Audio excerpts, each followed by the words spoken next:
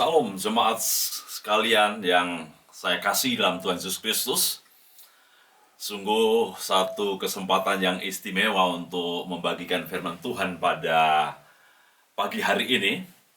Walaupun situasi di sekitar kita masih berkecenderungan mencemaskan banyak orang karena penyebaran dan wabah COVID-19 masih menjadi perhatian luar biasa. Namun saya percaya bahwa Anda sekalian dimanapun Anda berada sebagai jemaat GKPB Kadipaten tetap antusias mendengarkan firman Tuhan.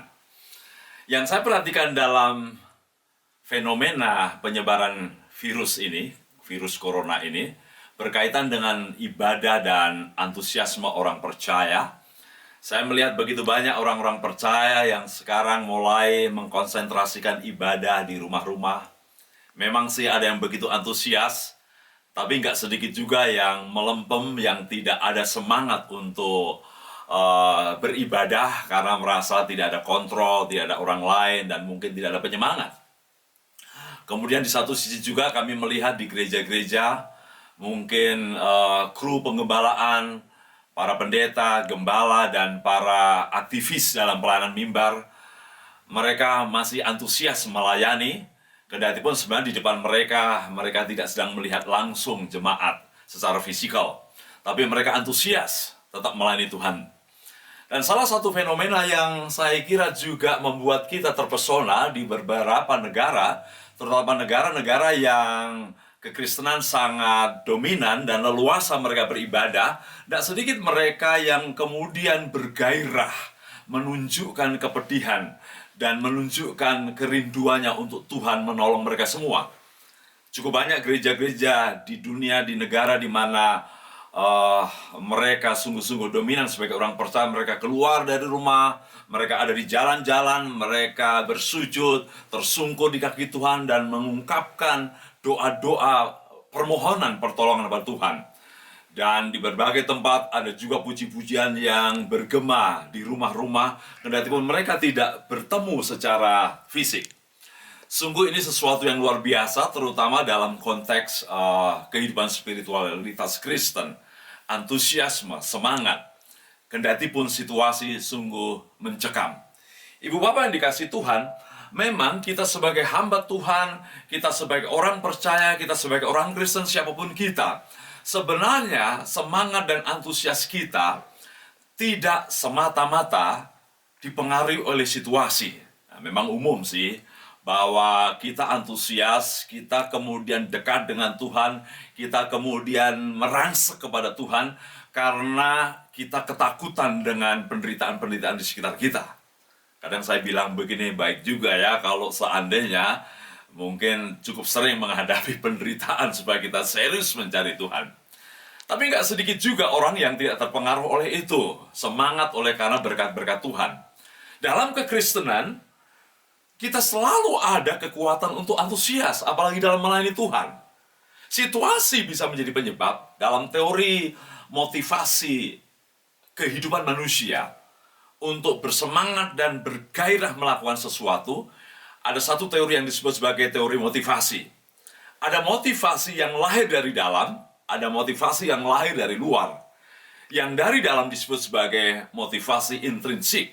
Sementara yang dari luar adalah motivasi ekstrinsik. Biasanya yang intrinsik berkaitan dengan kekuatan-kekuatan batinnya, ada motivasi dari dalam hatinya, ada nilai-nilai yang penting. Sementara yang dari luar mungkin situasi. Situasi yang mencekam membuat dia bersemangat untuk mencari Tuhan. Situasi yang menggairahkan, mungkin banyak jemaat di sekitar kita, kita bersemangat. Tapi apa sesungguhnya yang menjadi dasar kita akan terus bersemangat melayani Tuhan? Mari kita lihat bagian firman Tuhan yang saya kira ini harus menjadi dasar kita senantiasa untuk kita tetap antusias melayani Tuhan. Topik firman Tuhan pada pagi hari ini adalah melayani dengan penuh antusias. Satu bagian firman Tuhan yang saya akan bacakan pada kesempatan kali ini adalah dari 1 Korintus pasal 15 ayat 58 secara khusus. Saya melihat ayat ini adalah ayat puncak dari keseluruhan pasal 15. Mari kita perhatikan baik-baik saudara yang dikasihi Tuhan. 1 Korintus pasal 15 ayat 58, demikian bunyi firman Tuhan. Karena itu, saudara-saudaraku yang kekasih, berdirilah teguh, jangan goyah, dan giatlah selalu dalam pekerjaan Tuhan. Sebab kamu tahu bahwa dalam persekutuan dengan Tuhan, jerih payahmu tidak sia-sia. Saya menggarisbawahi frasa dan giatlah selalu dalam pekerjaan Tuhan. Dan giatlah selalu dalam pekerjaan Tuhan. Frasa ini menarik sekali karena ini bagian dari puncak pengajaran peneguhan Paulus tentang betapa pentingnya kebangkitan Yesus. Saya mau kembali kepada apa yang saya maksudkan dalam khotbah saya pada pagi hari ini. Bahwa melayani, hidup beribadah dengan penuh antusias, saya merasa bukan sekedar suatu sikap hati yang muncul sesekali, musiman, atau saat-saat tertentu. Sebenarnya melayani kehidupan Kristen, kegiatan Kristen yang penuh antusias, maksud saya, selalu harus menjadi warna dari orang-orang percaya. Paulus dalam Roma pasal 12 pun menyinggung tentang betapa perlunya orang-orang percaya selalu bersemangat, berantusias.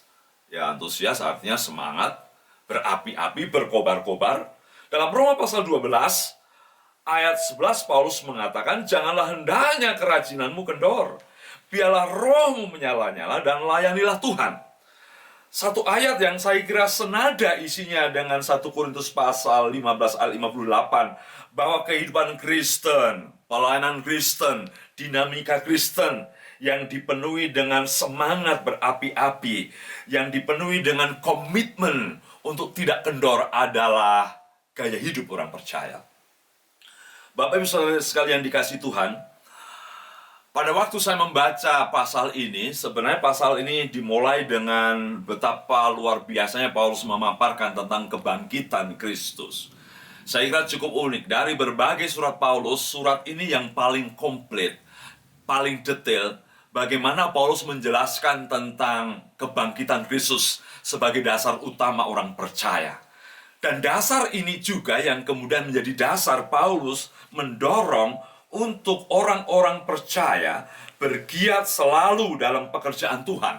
Artinya bersemangat selalu, artinya membara selalu. Dalam kata yang lebih ringkas, selalu antusias dalam dia. Ibu bapak yang dikasihi Tuhan, Paulus memberikan keyakinan yang teguh bahwa kekristenan bukan berdasarkan pada iman yang kosong, kepada tokoh yang mati dan tidak pernah bangkit.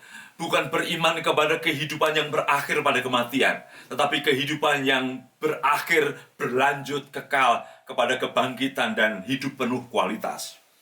Dalam seluruh pasal 15 itu, sungguh-sungguh Paulus tidak hanya mempertontonkan kepastian kebangkitan Yesus, tetapi keyakinan bahwa kebangkitan Yesus tidak pernah bisa diganggu-gugat. Dan kebangkitan Yesus itu juga yang menjadi dasar kita memiliki kehidupan, komitmen melayani dengan penuh antusias. Ibu bapak yang dikasihi Tuhan, saya kira tidak kebetulan bahwa 2-3 minggu ini masih merupakan kepanjangan dari peringatan kebangkitan Yesus dan kemudian menanti kenaikannya ke sorga.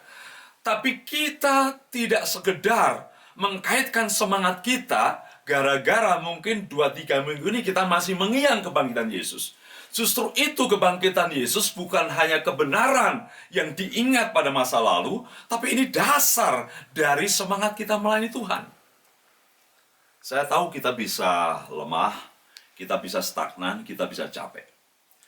Saya juga tahu bahwa kita juga bisa down dalam pelayanan kita. Tapi saya kira ini tidak meniadakan bahwa dalil hidup melayani dengan semangat adalah kehidupan itu sendiri. Mengapa kita seharusnya senantiasa semangat melayani, senantiasa membara dalam pelayanan, senantiasa antusias dalam pelayanan? Mari kita perhatikan baik-baik. Pada waktu saya merenungkan ayat 5-8 ini, ada 2 hal yang saya garis bawahi. Mengapa kita tetap semangat melayani apapun yang terjadi di sekitar kita. Semangat kita bukan didikte oleh lingkungan kita semata-mata, tapi semangat kita dikuatkan karena ada sesuatu yang dihadirkan dalam hidup kita. Pertama adalah, mari kita perhatikan baik-baik, mengapa kita semangat melayani.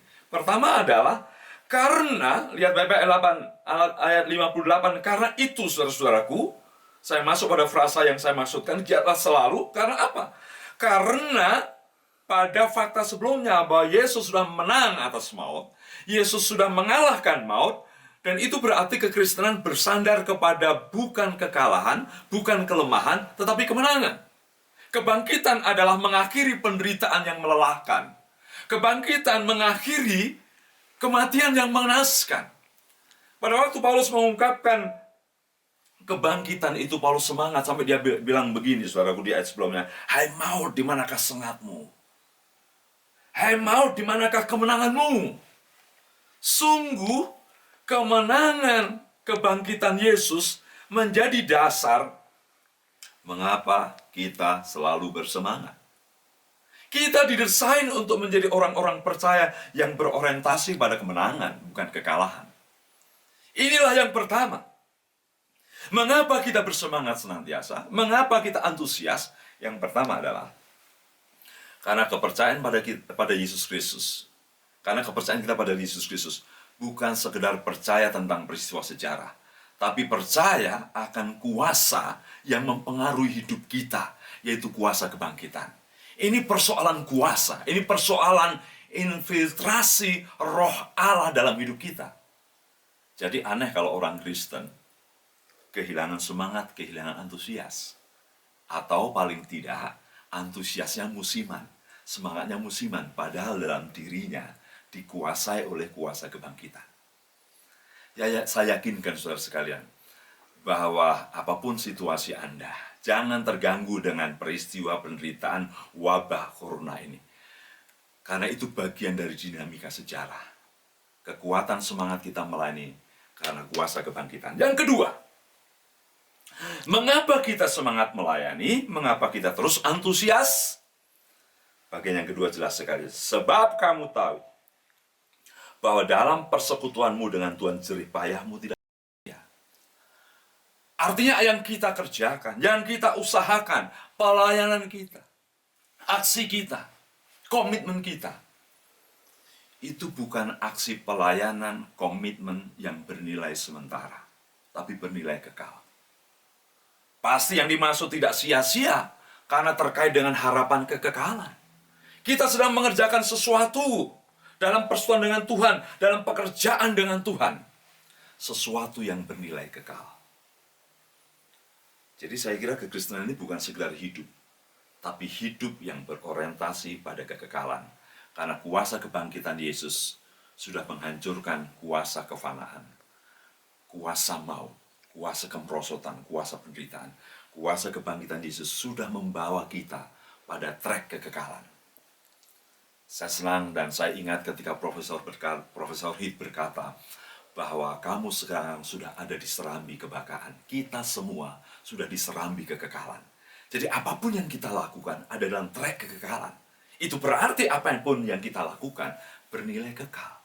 Nah, kalau yang saudara lakukan, pelayananmu, pengorbananmu, komitmen hidupmu bagi Kristus yang sudah membawa kita kepada kekekalan karena kebangkitannya. Mengapa kita terlalu sering melempem, putus asa? Saya kira sesekali lelah mungkin, tapi kalau hidupmu selalu kehilangan antusias, Anda kehilangan orientasi nilai kekekalan. Saya yakinkan saudara, mari kita tetap semangat melayani, amin. Mari kita tetap semangat melayani. Walaupun mungkin Bapak Gembala di depan tidak ada jemaat, mungkin Anda menjadi worship leader di depan tidak ada jemaat, karena Anda sedang dikontak oleh orang melalui online. Sekarang semangatmu tidak tergantung berapa banyak orang di sekitarmu. Bukan tergantung nyaman tidak nyamannya, tetapi semangat kita untuk melayani Tuhan. Sekali lagi saya tekankan, karena kita didesain untuk hidup berkemenangan, mengalahkan semua kelemahan yang merampas antusias kita. Karena kuasa kebangkitan sudah mengalahkan segala kelemahan. Dan kedua, karena pelayanan kita akan berkaitan dengan, bernilai dengan kekekalan. Karena kita hidup dalam trek kekekalan. Kiranya Tuhan memberkati saudara. Terus semangat, jangan putus asa. Kita tetap yakin bahwa kita ada dalam trek antusiasme dari waktu ke waktu. Karena Yesus mengurapi hidup kita. Amin. Mari kita berdoa. Bapa Surgawi, urapi semua jemaat dimanapun mereka berada. Kiranya mereka tetap diluruskan. Boleh saja wabah penyakit ini menakutkan, mencemaskan. Tapi semangat antusias kami dalam bentuk apapun dimanapun kami beribadah, bahkan di rumah sekalipun.